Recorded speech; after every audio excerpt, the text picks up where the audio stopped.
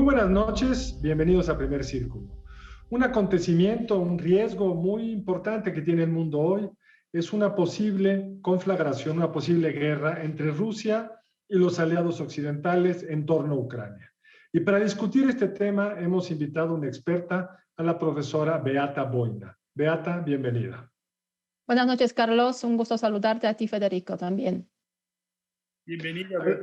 A ver, Beata, tú eres polaca de origen y viviste buena parte de tu juventud y niñez bajo la sombra soviética. Si fueras ucraniana, y vivieras en Ucrania, ¿qué tan preocupada estarías ahorita? ¿Si hay un riesgo real de invasión rusa? Mira, yo creo que sí hay un riesgo real. De hecho, 50% de los ucranianos considera que hay un riesgo real de la invasión rusa. Son las encuestas que se han hecho a finales del año pasado entre la población rusa precisamente sobre este tema. ¿La población ucraniana o rusa? Población ucraniana. Entonces, 50% considera que sí hay riesgo de invasión, aunque por otra parte también dicen que ya están acostumbrados a ese comportamiento expansionista de Rusia, porque no olvidemos que en 2014 Rusia ya ocupó parte de Ucrania, se anexó Crimea y además pues está apoyando a los movimientos separatistas en Ucrania Oriental, donde pues de hecho pues hay una guerra civil prácticamente. Entonces sí, hay riesgo, hay miedo. Yo como polaca, o sea, veniendo de un país vecino de Ucrania, pues también la verdad es que la gente está en alerta, porque aunque se trata del conflicto ruso-ucraniano, pues tampoco es descartable que ese conflicto, en caso de convertirse realmente en una invasión militar, podría pues de alguna forma derramarse a los países vecinos, como Polonia, como Lituania también, como Eslovaquia, Rumanía, o sea, están todos preocupados por ahí. Ahora, las últimas semanas hemos estado leyendo una serie de versiones de cuál es el interés, ¿no? Y el interés podría radicar en recursos naturales, el interés, algo tan concreto como los recursos naturales, pero también podría ser un interés tan abstracto como tratar de recuperar las fronteras previos a la Guerra Fría, ¿no? O sea, tratar de invadir para tener nuevas posiciones en el continente. ¿Cómo la ves tú? Mira, yo creo que el tema fundamental es el peso geopolítico de Ucrania en el contexto de Rusia. Se trata de un país que en su momento formaba parte de la Unión Soviética. Es también un país donde se encuentran los orígenes de Rusia contemporánea como tal.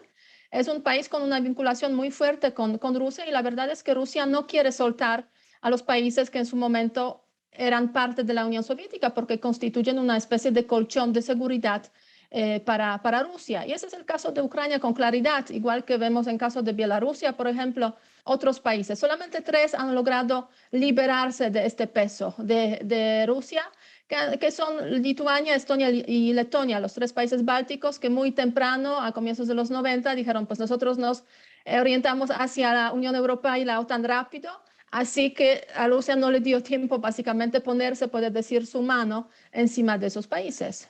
Ahora bien, si bien hay una cercanía histórica entre Ucrania y Rusia, Beata, también es cierto que Ucrania fue la que provocó el derrumbe de la Unión Soviética en el sentido de que pidió separarse de la Unión Soviética y el 90-95% de los ucranianos votaron por salirse de la Unión Soviética y han estado muy preocupados de mantener su distancia de la Unión Soviética o de Rusia. Ahora, los primeros problemas recientes fue cuando echaron a un presidente muy cercano a Rusia, se alinearon a favor de la Unión Europea o acercándose a la Unión Europea, fue cuando les invadieron Crimea.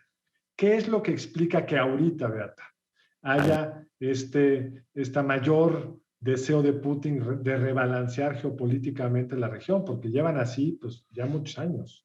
Sí, llevan tiempo efectivamente intentando pues cambiar un poco la ecuación en el contexto de la vecindad de Rusia, sobre todo en el contexto de Ucrania.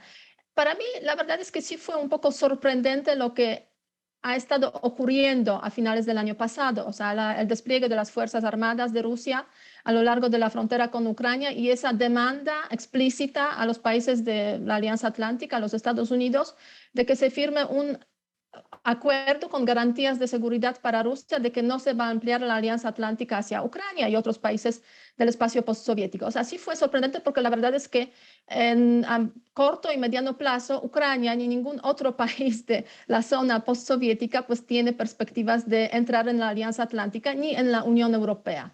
¿Cuál es la explicación? Yo diría que hay varios puntos a tomar aquí en consideración que de forma conjunta o quizás por separado puedan explicar precisamente esa situación que estamos viendo y viviendo hoy en día.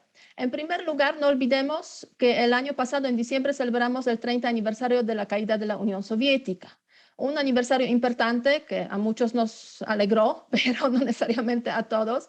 Y yo diría en ese contexto, pues precisamente ese aniversario pues es simbólico para Putin también. Entonces no hay que descartar pues ese simbolismo en esa acción del presidente de Rusia, a lo cual pues habría que sumar obviamente varios años que él intenta reposicionar a Rusia en el contexto europeo y en el contexto mundial, y quizás también aprovechando un poco la debilidad de Biden, ¿no? O sea, el primer año del presidente estadounidense no fue, se puede decir, lo mejor en muchos aspectos, y esa debilidad pues es lo que quizás conduce a Putin a solicitar esos ajustes en la seguridad europea y sobre todo esa demanda de que no haya ampliación de la Alianza Atlántica hacia Ucrania. Pero la verdad, yo creo que quizás lo vamos a conocer en unos años cuando en algún momento se abran los archivos de Rusia, o quizás va a haber como que algunas memorias de los que rodean a Putin para conocer a detalle cuál fue el motivo, cuál es la razón, porque no hay razones internas. Yo diría que en ese momento le conducirían a Putin a decir, pues tenemos que generar por ahí una guerra en la cercanía porque eso nos va a favorecer internamente. Quizás en lo que intenta hacer, es otra explicación que podríamos dar, es dejar al país con el tema interno y temas de seguridad, sobre todo en la vecindad, de alguna forma tranquilo, con la Ucrania asegurada. Putin lleva más de 20 años, 20 y tantos años en el poder, pero la verdad es que ya es un hombre que tiene su edad, ya es un hombre que, aunque quiere estar hasta 2036, pues no sabemos qué tan largo va a gobernar. Entonces, esa acción quizás sirve también para garantizar la herencia, su herencia y la estabilidad de Rusia cuando él ya no esté aquí. Ahora, tocaste el punto de la OTAN que pareciera haber sido como un detonador, ¿no? Ponerle condiciones, es decir, no pueden entrar a la OTAN, sería tanto como violentar un tratado, diría yo, explícito e implícito del pacto posterior a la caída de la Unión Soviética. Pero algo que tiene asombrado al mundo es la posición de Alemania. Como que uno hubiera apostado a que Alemania iba a jugar un papel mucho más firme en esta coyuntura y no ha sido así. ¿Cuál es la explicación de esto? Bueno, es cierto, Alemania es un jugador súper importante por muchísimas razones, incluyendo aquí el tema energético y el famoso gasoducto Nord Stream 2, pero esos 2 primeros meses del nuevo canciller de Alemania, Olaf Scholz, pues no han sido de lo mejor.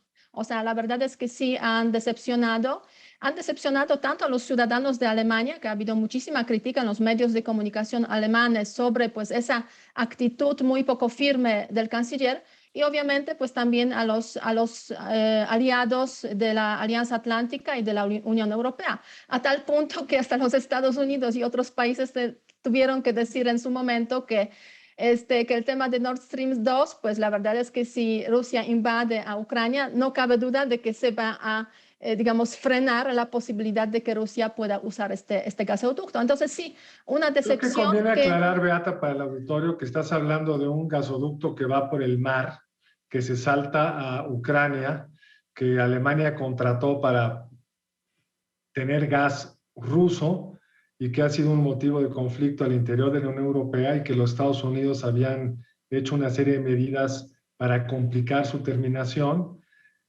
y ahora está nuevamente en juego en función de esta invasión. Ahora, leí un reporte del Eurasia Group que decía que es precisamente por Alemania que Putin está ahorita utilizando el momento. Con Angela Merkel, un gobierno poderoso y unificado en Alemania, la respuesta alemana, Federico, pues era más previsible. Sí, no solo es un canciller nuevo, sino con una alianza muy rota, y, o sea, con distintas posiciones al interior del gobierno, incluido lo que se dice muchos amigos de Rusia dentro de los propios socialdemócratas. Entonces tiene una posición interna complicada.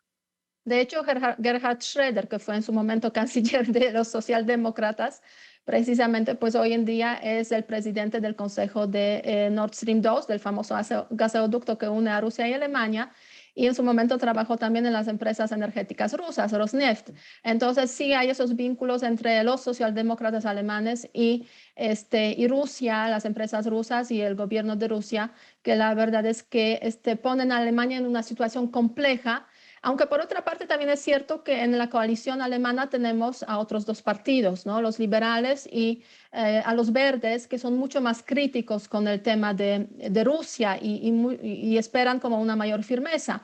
Entonces, yo creo que todo eso influye en que precisamente la posición de Alemania sea una posición pues muy ambigua, y el canciller no tenga esa capacidad de salir y decir, si hay invasión de Rusia, vamos a frenar la certificación o las posibilidades del uso de Nord Stream 2. Ahora bien, vamos a ver cómo van a desarrollarse, obviamente, cómo va a desarrollarse la situación y realmente cómo va a reaccionar Alemania, que quizás yo creo que sí se vería obligada, bajo presión de los aliados, a tomar decisiones que no necesariamente le van a gustar a tomar decisiones al canciller Scholz. Para lo que es muy curioso de todo esto es como las trampas en las que están metidos. Putin quiere una certificación de que Ucrania no será parte de la OTAN, cuando la OTAN no quiere que Ucrania sea parte de la OTAN, pero no puede hacer caso a esa certificación porque es violar la soberanía de los países. Y lo mismo en materia energética. Nadie quiere patear el pesebre gaseoso de Rusia porque hay una enorme escasez de gas en Europa y están los precios del gas pues, muy altos, y los propios rusos no quieren perder la confiabilidad del suministro de gas a Rusia, a Europa, porque entonces buscarán otros suministradores. Es una situación donde no queda claro cómo gana quién. Mira, sí es una situación compleja, sin ninguna duda, y si todos fuéramos democráticos, sería mucho más fácil abordar ese tema. No tendríamos ese riesgo de invasión, no habría desconfianza entre las dos partes. Entonces, sí, Europa está dividida básicamente en dos partes que tienen una visión muy distinta de cómo debe ser organizado el continente, cuáles deben ser también las bases de los países que forman a Europa, y eso es, o sea, la causa de la desconfianza mutua, por una parte de Rusia hacia Europa y por otra parte de Europa entendida aquí como la Alianza Atlántica, la Unión Europea hacia Rusia. No es fácil solucionar ese dilema y hay momentos, se puede decir, cuando hay un intento de mayor acercamiento y hay momentos cuando esa relación está al borde de la ruptura. Y a partir de 2014 es cuando realmente esta relación entre Europa Occidental, entre Rusia, ha empeorado. Estamos ahora viviendo otro momento, yo diría, más difícil después del fin de la Guerra Fría, que pues nos genera precisamente esa relación entre Rusia y Europa. Pues Beata, mil gracias. Queda claro también que estamos extrañando a la canciller Merkel, de alguna manera. Mil gracias por haber estado aquí en Primer Círculo. Es una situación compleja y espero que no tengamos que hablar más adelante de la guerra en este punto del mundo, ¿no? Gracias por Así es, sin duda. Muchas gracias.